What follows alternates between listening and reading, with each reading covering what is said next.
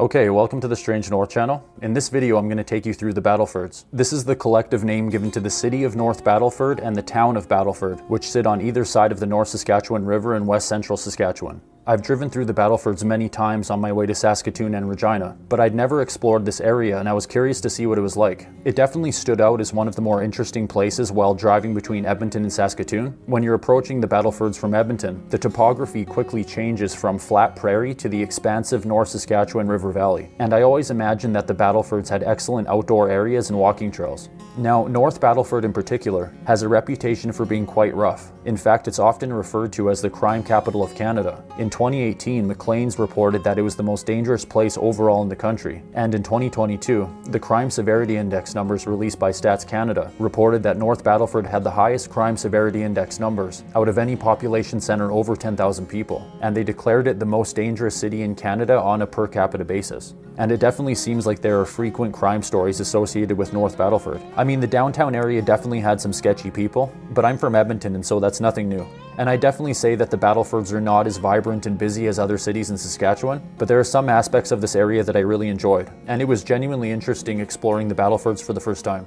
Obviously, I don't know this area as well as local residents, but I just wanted to put together a little video to give you an overview of the Battlefords. I'll give you a brief history of this area, and then I'll show you some of the footage I took in the city of North Battleford on the north side of the river and the town of Battleford on the south side.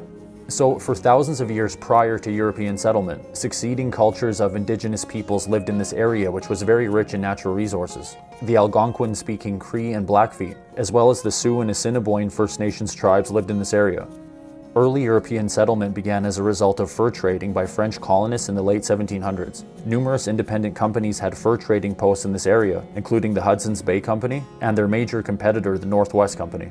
The town of Battleford on the south side of the river was founded in 1875 as a permanent fur trading post and Northwest Mounted Police fort, which was called Fort Battleford.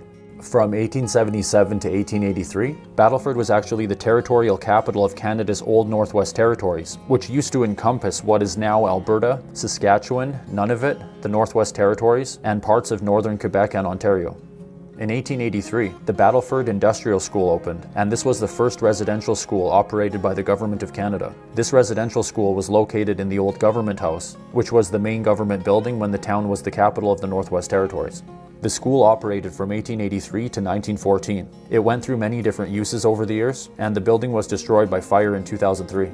On March 30th of 1885, during the Northwest Rebellion, the town of Battleford was looted by a party of Cree who were short on food due to declining bison populations. The nearly 500 residents fled to the nearby Northwest Mounted Police post at Fort Battleford. The raiding party looted the town and burnt down most of the homes. In 1904, Battleford officially incorporated as a town. So up until that point, there had been settlement and development on both sides of the North Saskatchewan River, but the area of Battleford on the south side was much more prominent. However, the development of the new railway would soon change this. In 1905, construction of the Canadian National Railway main line to Edmonton placed this line on the north side of the river. North Battleford, which was built along this railway line, would gradually develop into the larger of the two settlements. North Battleford was incorporated as a village in 1906, as a town in 1907, and finally as a city in 1913. I also learned that Assyrian people were some of the first settlers in and around this area. In 1903, an Assyrian Presbyterian missionary named Dr. Isaac Adams established a colony of 36 people from the town of Urmia in northwest Persia, and many descendants of these families live in this area to this day.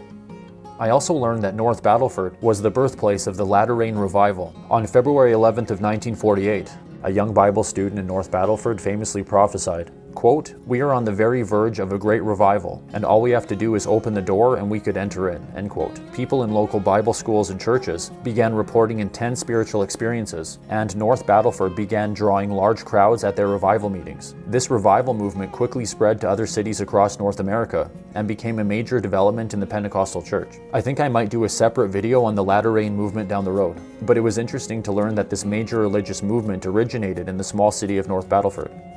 And so the city of North Battleford is the larger of the two Battlefords. It has a current population of about 14,000 people, and the town of Battleford to the south has about 4,500. I focused mainly on the older part of North Battleford when I was exploring because I'd never been there. People driving through the city will be mostly familiar with this area in the southeast. Highway 16 passes through this area, and it has a bunch of gas stations, hotels, and big box stores. And it's a good place to stop if you're passing through or staying the night. But I didn't take that much video in this area. However, down in this area you'll find the North Battleford branch of of the Saskatchewan Western Development Museum, which is very popular and includes an outdoor pioneer village. I tried to take some video inside, but the staff said that I couldn't do that unless I had insurance and signed a bunch of paperwork. So that was pretty annoying, but I definitely recommend checking this place out if you're a fan of history. The Western Development Museum has a great reputation. And then right beside that is the Chamber of Commerce Information Center. This is a good place to park and stretch your legs if you're traveling westbound into the city on Highway 16.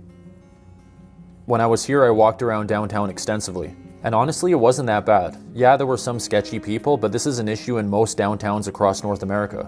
One thing I noticed about the downtown area is that it had a decent amount of street art and murals. Personally, one of my favorite buildings in North Battleford is the main library. The architecture is pretty unique, and it almost reminds me of some sort of flying saucer. Right beside that is Central Park and the beautiful 3rd Avenue United Church. I also found this interesting time capsule in this park. It was put in the ground in 2013 to celebrate the city's centennial anniversary. Honestly, I've only stopped at one restaurant/cafe in North Battleford. It was called Cafe For You on 101st Street downtown. It was quite pleasant, the service was excellent, and they do a really good cup of coffee. As I was shooting video of City Hall, the city's public relations coordinator spotted me and came outside to say a couple words on camera. You know, the city of North Battleford, it's gorgeous. It has its reputation, of course, but what I've found, and not being from here, so, you know, I'm not a lifelong person, but what I've found is the reputation really, truly is not at all what the community is. What I've found here is people are incredibly warm, incredibly eager to share. For example, our Indigenous population, very eager to share their knowledge, their cultural teachings with you. If you have the time to learn and to listen, they will share it with you. And I think honestly that part of moving here has been it's really enriched my time here.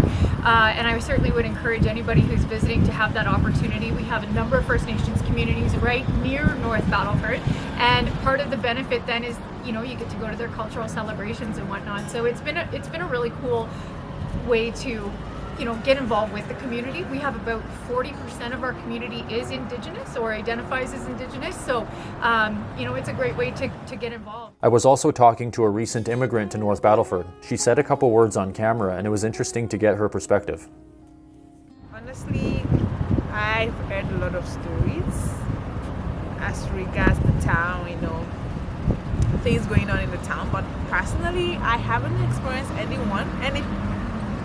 similar situation as regards that, so I think my opinion might be biased, but I think whoever is gonna move here, I think the place is fine, it's okay.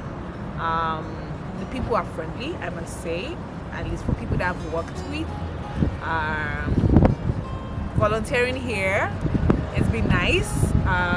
People give out, even to strangers, to immigrants like me. So there's really no kind of suspicious look to immigrants. I think they're welcoming. So if you're looking for a very cool place, not loud, I think North Battleford is a place for you, yeah. I personally found that the city has an impressive amount of beautiful old churches as well. Even if you're not religious, these structures are usually some of the oldest and most beautiful buildings in a given town or city.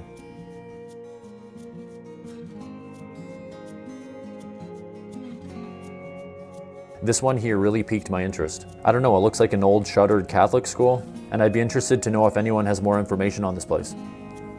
In the north end of the city, you'll find the massive Centennial Park. It has a large pond in the middle, multiple sports fields, a disc golf course, as well as a skate park. The North Battleford Access Communication Center is a 2,500-seat multi-purpose arena, and this is home to the Battleford's North Stars hockey team of the Saskatchewan Junior Hockey League. This area also has Northwest College, which is the main post-secondary institution in the city. Another attraction is the Alan Sapp Gallery. Alan Sapp was a prominent Cree painter whose work has become very popular across Canada. Over his career, Mr. Sapp was awarded the Order of Canada, the Saskatchewan Order of Merit, and he was elected to the Royal Canadian Academy of Arts. This gallery is located in a beautiful old building that was funded by the famous Scottish-American businessman and philanthropist, Andrew Carnegie. The Battleford's Union Hospital is a full-service hospital serving this entire region. A bunch of people in North Battleford recommended the Armory Brewing Company, which is located in an old historic armory building. One of my favorite little corners of the city was the area around the Don Ross Community Center. I love the architecture of this main building, and this complex features space for conventions, banquets, meetings, and classes. And then on the south side of the complex, you have the Chapel Gallery. I've heard excellent things about this gallery, but unfortunately it was not open when I was there. I love these sculptures around the exterior of this building. And then around back, you'll find a baseball diamond as well as excellent access to the river valley. And speaking of access to the river valley, if you're exploring North Battleford, you have to stop at King Hill Lookout. This spot offers excellent panoramic views of the river valley and a pretty good view of North Battleford. The King Hill Lookout also connects to various trail systems as well as other lookout points. I didn't go down into the river valley much during my visit, but the river valley area that sits between North Battleford and Battleford offers extensive trails and outdoor areas.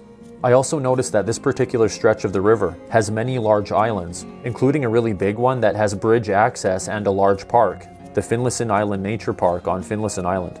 And so I'd gotten to know North Battleford a bit better, and I did quite a bit of walking around the city. I didn't have quite as much time as I wanted, and I had to make sure I visited the town of Battleford to the south as well. As I mentioned, the town of Battleford is much smaller than the city of North Battleford. It has a population of about 4,500 people, and it's about a third the size of the larger city to the north. And honestly, my first impression of the town of Battleford was that it was a lot quieter, cleaner, and less sketchy than North Battleford. Again, I didn't find North Battleford to be that bad, but it was definitely more chill in the smaller town of Battleford to the south. One of the first places you notice when you're coming into town is the Baseball Museum, which features Canada's biggest baseball bat. Probably the most iconic building in Battleford is the Post Office building. This was built in 1911. It's actually the oldest operating post office in Saskatchewan and the second longest operating post office in Canada. I didn't stop at any restaurants, so I don't have any personal recommendations, but I did hear a couple people talk about this restaurant called Pennydale Junction, which is located in an old Canadian National Railway depot that was built in 1911 and then moved to its current spot in 1975. Another beautiful old building I found was the Town Hall and Opera House, which was built in 1912. I also love the old Battleford Courthouse, which currently holds the Court of King's Bench. The beautiful Fred Light Museum is located in the old St. Vital School, which was built in 1914. This museum also contains the Battleford Information Center, but I was visiting this area on a Sunday, and a few places I visited weren't open, including this museum. Right beside this facility is the Northwest Mounted Police Memorial, which commemorates that organization's role in this region's history. This museum and memorial area borders the River Valley, and it has an excellent lookout point as well as access to the River Valley Trail system. Then if you travel south down Central Ave, you'll arrive at the Fort Battleford Historic Site, and this is the site of the original Fort Battleford, which was established in 1876 to house the Northwest Mounted Police. The Northwest Mounted Police preceded the RCMP. In 1920, the Royal Northwest Mounted Police, as they were called at that time, amalgamated with the Dominion Police Force, which was Canada's federal police, and together they would form the Royal Canadian Mounted Police. But I was here in October, and unfortunately this facility is only open during summer months. According to local legends, Fort Battleford has multiple haunted buildings within its walls, and this place features heavily in the haunted legends of Saskatchewan. And then right outside the fort walls, there's a display that commemorates the various First Nations groups and leaders that have played a prominent role in the history of the Battleford's region. And finally, I was told to mention the Battleford Community Players. This group has been around since 1953. They've produced over 250 plays, and this group has launched the careers of several successful performing artists across Canada. They have an excellent reputation, and they contribute heavily to the local creative scene. And that's pretty much going to wrap this one up. I hope you found this one interesting and informative. If you want to support the channel, you can buy me a coffee, and there's a link to that below. And if you haven't already, then please consider subscribing to my channel. I typically upload something new at least once a week. Thank you for watching, I hope you have a great day, and I look forward to seeing you next time on the Strange North channel.